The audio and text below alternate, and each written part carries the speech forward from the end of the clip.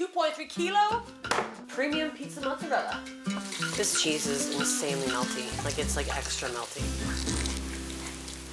Today I'm making some birria tacos with Galbani Professional mozzarella. Grate yourself a big old pile of mozzarella.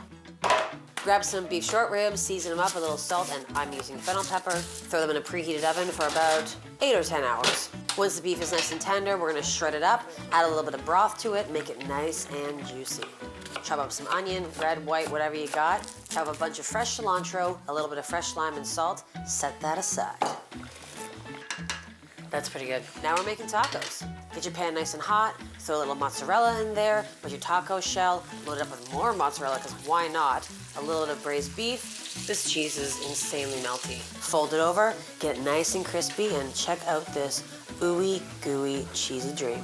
This is the perfect staff meal for your squad, so like make as many of these as you possibly can.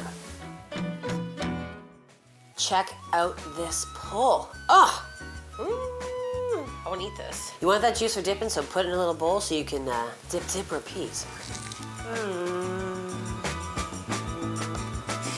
If you thought you liked me before, you're gonna love me now. This is fire. Galbani Premium.